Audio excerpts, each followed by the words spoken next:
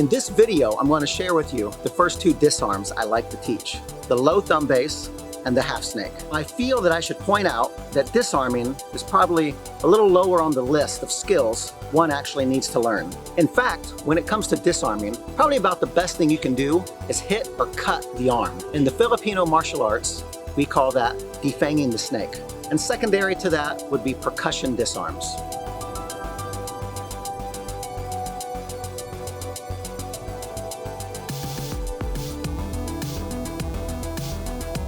Having said that, let's talk about why you should learn the low thumb base and the half snake.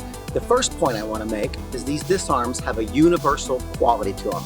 In other words, the mechanics are pretty much the same whether I am holding a stick, a sword, two sticks, two swords, sword and dagger, two knives,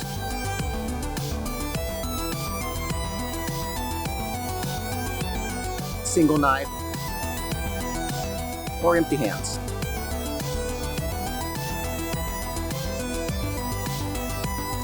Another great thing about the low thumb base and the half snake disarms is the positioning and the zoning these two disarms require. Even if the disarm is unsuccessful, see, the position is still really good. Try to take the disarm. So he lives, but now I refeed, but he has distance right now. Okay, 1, 2.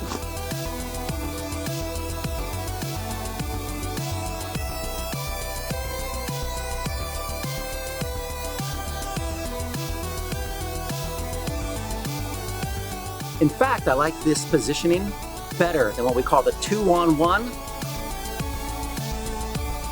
or the over and under grip.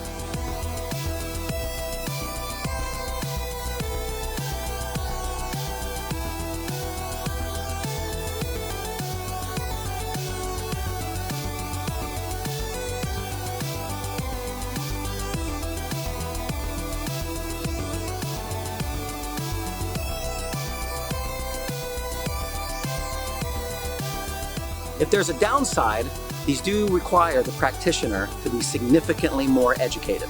The thing is, you're just not working the disarm. You're also practicing a good entry, good positioning and zoning, and then the mechanics of the disarm. And then, of course, the follow-up. Is it a single exquisite power blow? Is it a combination with precision? Are you going into locking, throwing, etc.? Or some combination thereof?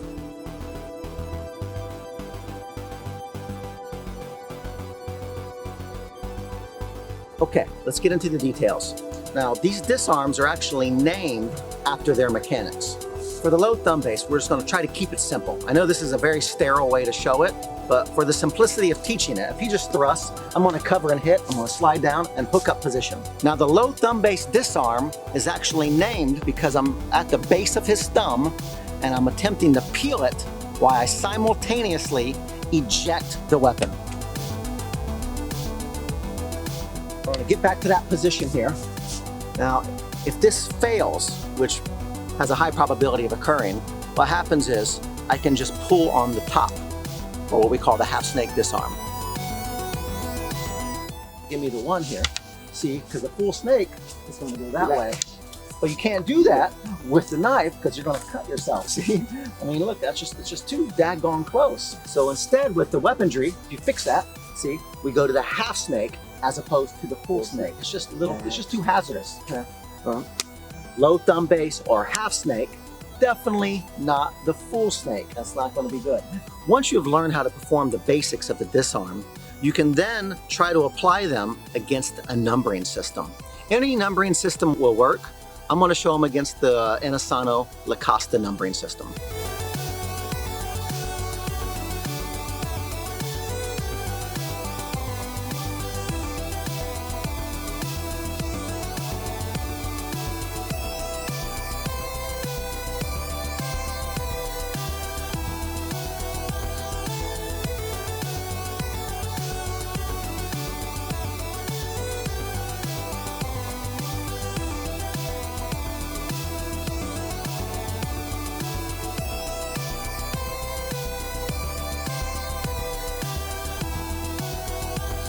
In my opinion, to really become more efficient at these disarms, aside from just going out and sparring all out, which has a higher probability of serious injury, is trying to take these disarms from a flow state, such as the sombrado method, or any kind of random flow to better ingrain these skill sets.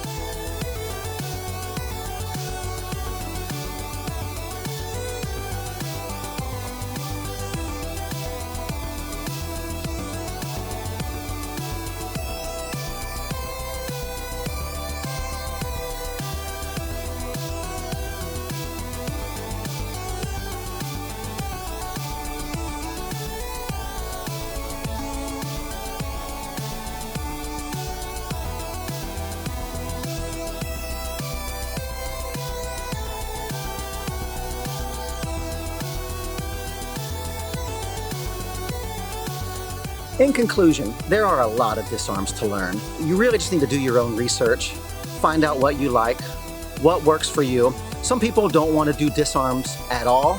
Some people do a lot of disarming. We just tried to show the basics, and you're going to have to do your own homework and see what you like.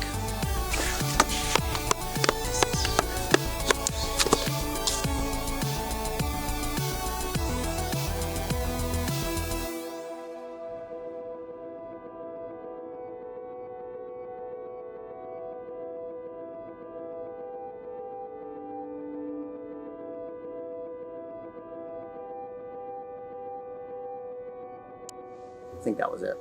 Take one.